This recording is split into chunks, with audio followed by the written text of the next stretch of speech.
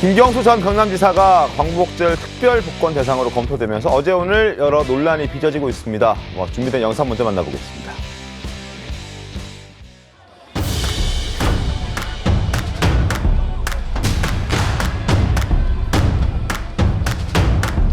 하여튼 여러 가지 루트로 제가 요청을 드렸습니다.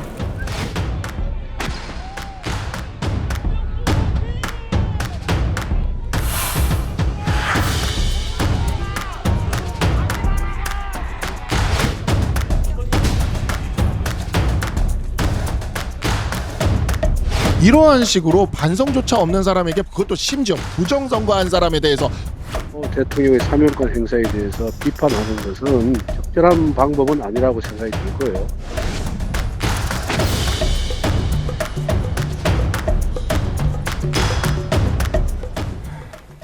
자, 그동안 민주당은 김경수 전 지사 복권에 적극적으로 입장을 내지는 않았었습니다. 그런데 어제 이재명 전 대표가 내가 김경수의 복권을 요청했다라고 주장하고 나서면서 복권 얘기가 대통령실과 야권의 진실 공방으로 가는 모습입니다. 어떤 발언을 했는지 이재명 전 대표 발언부터 직접 확인해 보시죠. 그리고 김경수 전 지사 문제는 저희가 직간접적인 여러 루트를 통해서 지속적으로 복권을 요청드렸던 바가 있습니다. 그게 이제 저번 영수회담에서도 좀 언급이 된 부분이지. 영수회담 때는 아니고 밝히기가 조금 부적절한데 하여튼 여러 가지 루트로 제가 요청을 드렸습니다. 지금 들으신 대로 이재명 전 대표는 여러 가지 경로를 통해서 대통령실에 직간접적으로 복권을 요청했다. 그런데 대통령실의 이야기는 논의한 적 없다, 그런 적 없다, 요청 없었다라는 입장이거든요. 누구 말이 맞는 겁니까, 본부장님? 그러니까 처음에는 김경수 전 지사가 이번에 복권 대상에 포함되지 않는다는 보도가 나왔어요. 그렇습니다. 포함되지 않는다고 하니까 그때 어떤 이야기가 있었냐면 민주당 쪽에서 요청도 없었다. 맞습니다. 그러니까 이재명 전 대표가 요청도 안 했다는 거죠. 보통 사면 복권을 앞두면 정치권에서 몇 사람들을 이렇게 좀 사면 복권 해달라고 요청을 하는 게 있는데 네. 이번에 요청도 없었다 하니까는 그러면은 이재명 전 대표가 견제를 한 것 아닌가. 친문의 적자 이렇게 이야기가 되니까. 네네. 그런 보도가 나온 다음에 이게 이제 복권에 이제 포함됐다는 것이 이 심사위원회에서 네. 심사위원회 단계에서 그렇게 나오니 이재명 전 대표가 사실은 내가 이것을 여러 루트를 통해서 전달을 했다고 하는데 윤석열 대통령에게 직접 전달을 했다는 건지 또 용산에서 나오는 이야기 중에 하나는 국민의힘에 전달을 한 것은 있는 것 같다는 이야기가 나왔어요. 네. 그러면은 어느 쪽에 이것을 요청을 했다는 건지 지금 불분명한 상황에서 지금 용산에서는 이재명 전 대표의 요청은 없었고 네. 아마 당 쪽에 여당 쪽에는 그러니까 이게 그 확정이 되고 나서 네. 확정이 되고 나서 여당 쪽에는 요청한 것 같다 이렇게 해서 진실 공방이 일어나고 있는데 그 전에 그 단독 그 회담을 했을 때 네. 소위 영수회담이라고 그 이름을 그렇게 붙이는데 민주당에서는 네. 그 회담을 하기 전에 양쪽에서 어떤 그 안건들을 놓고 오고 간 게 있거든요. 그리고 그때 임혁백 교수하고 함성덕 교수 네. 이 두 사람이 뭐 여러 가지 민감한 사안을 서로 의견을 교환했다는 보도가 있었어요. 네. 그래서 그것을 의미하는 그 안에 그게 포함된지는 모르겠지만 지금 용산에서는 분명히 잘라서 이야기를 하고 있는 입장이죠. 요청받은 적 없다. 요청받은 적 없다. 강성필 평론가님 어떻습니까? 그러니까 이제 이걸 공식으로 이재명 대표가 어떻게 말을 하겠습니까? 하지만 이게 우리가 이제 사면 복권의 절차를 보면은 먼저 법무부에서 검사장들 중심으로 법무부 차관이 주재를 해가지고 아마 회의를 하는 걸로 알고 있습니다. 그래서 거기서 아마 기능적으로 소트라고 하죠. 그냥 뭐 자격이 되는 사람을 정리를 하고 그 명단을 아마 대통령실 정무라인으로 보낼 겁니다. 그러면 대통령실 정무라인에서 여러 가지로 정무적으로 판단을 하고 이러한 과정에서 아마 야당에게나 혹은 시민사회에다 의견을 물을 수도 있고 또 결정된 다음에 물을 수도 있습니다. 하지만 민주당에도 분명히 검사장 출신의 법률가들이 있기 때문에 이런 것들이 사전 조율이라든지 이게 어떤 의견이 들어갔을 수도 있지만 어쨌든 간에 공식적으로 이것을 대통령과 이재명 대표가 영수회담하는 과정에서는 얘기를 나오지 않았을 것이다. 저는 그렇게 해석하는 것이 맞다 봅니다. 알겠습니다. 누구의 말에 맞는지 좀 따져봐야 되는데 친 이재명계로 분류되는 장경태 의원은 이렇게 얘기했습니다. 김 전 지사 복권에 대해서 부정적인 입장, 떨떠름하다 이렇게 얘기를 했거든요. 친명계 장경태 의원 말 들어보겠습니다.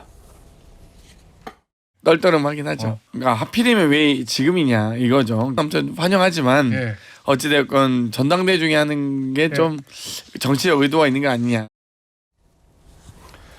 자, 지금 이재명 전 대표의 말처럼 설주환 변호사님 여러 경로를 통해서 꾸준히 얘기를 했다면 장경태 의원의 저런 표현, 떨떠름하다. 왜 지금 이 시점에 저런 얘기가 나오느냐라는 저런 표현들은 안 나와야 정상인 거 아닌가요? 그러니까 좀 장경태 의원이 좀 정리되지 않은 본인의 추측성 발언을 한 것 같아요. 네. 그러니까 뭐 김경수 전 지사에 대해서 이재명 대표가 저는 뭐 여러 루트로 얘기를 했다라고 볼 수 있을 것 같습니다. 뭐 그걸 하지 않은 말을 본인이 하지 않은 말을 했다라고 얘기할 것은 아닌 것 같고 네. 지금 뭐 기사를 보더라도 뭐 여권에서는 그런 바 없다라고 하는데 뭐 지금 이재명 대표는 대통령실을 얘기하고 있거든요. 네. 본인이 대통령실에다 이런 의사를 전달을 했다. 근데 여권이라는 것이 너무 광범위합니다. 대통령실일 수도 있고 지금 국민의힘일 수도 있고 그다음에 여권 관계자일 수도 있고 그렇기 때문에 조금 기사 자체가 조금 너무 광범위하게 아직 정확하지 않은 기사라고 저는 생각이 들고요. 네. 장경태 의원이 얘기를 하는 것은 모르겠습니다. 지금 그럼 8.15 특사를 민주당 전당대회가 8월 18일에 있는데 네. 그럼 그 뒤로 미뤄야 되나요? 광복절을 미뤄야 되나요? 그건 아닌 것 같은데 제 네. 생각에는 항상 광복절 특사라는 것은 광복절 전에 있었었던 맞습니다. 얘기고 김경수 지사에 대해서 복권을 한 것이 왜 민주당 지도부에 떨떠름한 일인지는 솔직히 잘 모르겠습니다. 민주당으로서는 더 오히려 대권 후보군이 한 명 더 생김으로써 건전한 경쟁을 가져갈 수 있는 것이 오히려 더 나은 거 아닌가요? 뭐 이재명 대표의 일극 체제를 이뤄간다는 면에서 그게 또 불편하신 분도 계시겠지만은 네. 오히려 정당 입장에서 봤을 때 오히려 그거 더 건전한 경쟁을 통해서 민주당이 사람들의 회자가 되는 게 더 나은 것이지 네. 오히려 뭐 아무런 경쟁 없이 이재명 후보가 나중에 뭐 대권 후보가 된다는 것이 과연 민주당에게 득이 될 만한 일인가 한번 생각해 볼 일입니다. 알겠습니다. 어제 경기도 지역의 경선 연설회장에서 김경수 이름을 꺼냈다가 김두관 당대표 후보가 야유를 받기도 했었습니다. 실제로 이제 김경수 복권에 대해서 당원들도 그다지 반기는 것 같지는 않다라는 걸 저희가 간접적으로 확인할 수 있는 현장이었는데 그 현장을 한번 보여드리겠습니다. 제가 이번 8.18 전당대회에서 당대표에 당선될 거라고 생각하시는 분 계신가요? 우리 이재명 당 대표 후보를 포함해서 우리 당의 많은 대선 후보들이 있지 않습니까? 지금 우리 김동연 경기지사님도 함께하고 계시고 복권이 예상되는 김경수 전 도지사도 있지 않습니까? 당 대선 후보를 다변화해서 차기 대선에서 승리하겠다는 저의 이야기를 이렇게 야유를 보내고 있는 이게 우리 당이 정상적인 민주당입니까? 어떻게 민주당이 이렇게 됐습니까, 여러분? 후보는 다양하고 많을수록 좋습니다. 자, 혼준석 대변인님 어떻게 네. 보셨습니까? 그러니까 지금 민주당의 권리당원들 사이에서는 네. 뭐 후보가 많을수록 좋다, 다변화되는 게 좋다 이런 말이 통하지가 않는 얘기죠. 그런 것 같죠? 거의 지금 김두관 후보는 거의 싸우다시피 지금 하고 있지 않습니까? 네. 마치 국민의힘 뭐 인사가 가서 지금 전당대회에서 얘기하고 있는 것 같은 그런 느낌을 받을 정도거든요. 근데 김두관 저 후보는 뭐 잘 아시는 대로 노무현 대통령 때부터 네. 정치적으로 이제 체급을 불려왔었던 장관도 그때 했었고, 맞습니다. 그다음에 이제 지사를 했었고 어떻게 보면 친노의 거의 이제 마지막 남은 그런 그 세력이라고 할 수가 있는데 네. 김경수 지사는 이제 친노에서 친문으로 이렇게 이어지면서 거기서 이제 그 어떤 한 그 계통을 잇고 있는 그런 그 인사이기 때문에 네. 저는 그 전체 야권 지지자들 그러니까 그 저기 모여 있는 친명 당원들, 권리 당원들 말고 야권 지지자들 사이에서는 기대가 일정 부분 있을 거라고 생각합니다. 김경수 전 지사에 대해서. 그렇지만 이거는 좀 생각해 봤으면 좋겠습니다. 우리 야권 지지자들께서도. 네. 지금 왜 저는 이 김경수 전 지사의 복권이 왜 이렇게까지 이렇게 논란이 되는 건가? 우리 사회의 공정과 정의의 기준은 점점 높아져 가고 있지 않습니까? 네. 그런데 이것이 과연 정의와 공정에 부합하는 일인가에 대해서 상식적인 국민들이 다 물음표를 저는 갖고 있을 것이라고 생각합니다. 이게 무슨 양심수가 아니지 않습니까? 네. 그리고 좀 더 아주 너그럽게 본다고 치더라도 네. 과거의 선거 관행에서 있었던 우리 진영을 뭐 말하자면 짐을 대신 걸머지고 뭐 관행에 따라서 뭔가를 했다던가 뭐 그런 총대를 맨 그런 게 아니라 아주 이전에는 없었던 창의적인 범죄를 한 거예요. 네. 매크로를 돌려서 댓글을 8,800만 개 좋아요를 조회해서 선거에 영향을 미친 일이란 말입니다. 맞습니다. 그런데 그런 분이 복권이 돼가지고 대선 주자로 거론된다라는 것이 과연 21세기에 특히 우리 MZ세대들의 그런 그 정의의식, 공정의식에 맞는 것인가. 그렇기 때문에 저는 논란이 커지고 있는 거라고 생각해요.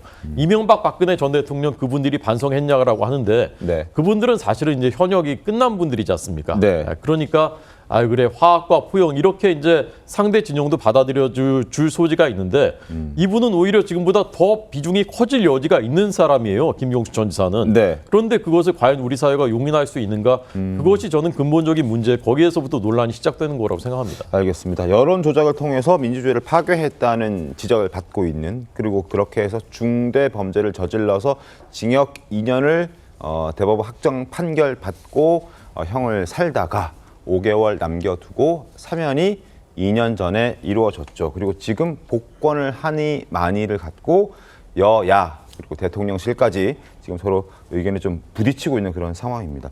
어찌됐든 친명계 입장에서는 지금 이재명 1급 체제가 유지되기를 바라는 마음에서 김경수 전 지사가 복권되지 않았으면 좋겠다라는 뜻을 내비치고 있는 것으로 해석하는 게 맞겠죠. 그렇죠. 일단 1급 체제가 됐고 그리고 자기 대권 가도에 다른 이 도전자를 용납을 할 수가 없는 상황이에요. 네. 그런데 민주당 전체로 보면은 이 김경수의 등장은 민주당 입장에서 보면은 민주당 지지자들 입장에서 보면은 상당히 긍정적으로 봐야 돼요.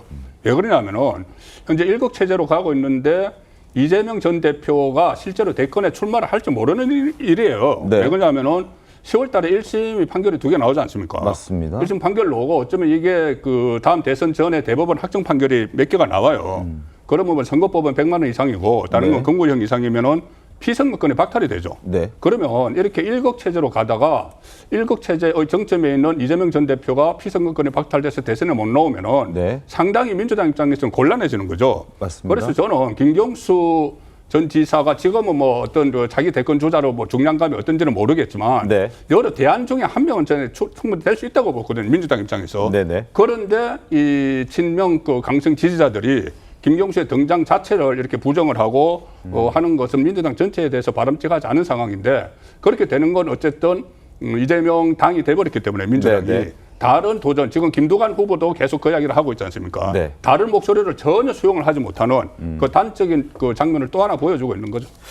강성필 평론가님, 지금 이재명 후보의 대안이 될 수 있는 사람으로 김경수 전 지사가 거론되고 있는데 민주당 입장에서 좀 곤란할 수도 있다는 생각이 드는 게 대장동 뭐 허위사실 유포 뭐 이런 혐의로 이제 재판을 받고 있는 이재명 대표를 대신할 수 있는 사람이 하회 김경수 지금 드루킹과 관련된 죄를 저지른 사람, 결국 죄를 저지른 사람을 피하려다가 또 죄를 저지른 사람을 선택하는 이런 아이러니한 상황에서 민주당은 어떻게 좀 선택을 해야 됩니까?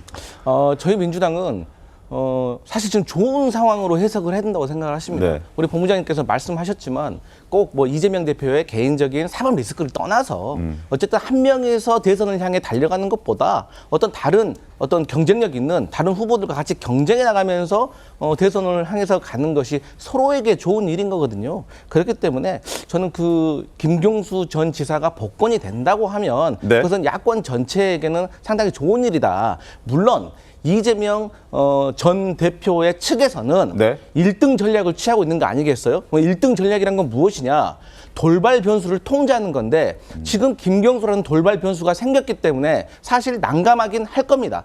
하지만 이재명 대표도 본인이 생각을 해도 본인 혼자 지금 전당대회도 본인 혼자 독주를 하고 있으니까 국민의 관심을 못 받고 있잖아요. 하지만 국민의힘 같은 경우는 얼마 전에 그래도 서너 명의 대권 주자들이 나와서 서로 심하게 싸우긴 하지만 어쨌든 국민들의 관심을 받고 전당대회가 끝나고 나니까 어쨌든 하나로 모이려고 하는 노력들이 있는 거 아니겠습니까? 그렇기 때문에 민주당도 사실 유력한 대권 주자들이 모여야 되는데 김경수 전 지사가 경쟁력이 있느냐 없느냐를 떠나서 김경수 전 지사가 복권이 되면 김동연 경기도지사까지 이 대선판에 들어올 수 있는 여유가 생기는 거기 때문에 결국에는 이분들과 경쟁을 해서 이재명 대표가 승리해서 대선 후보가 돼야지 더 대권에 가까워질 수가 있다는 것을 본인도 저는 알 거라고 생각합니다.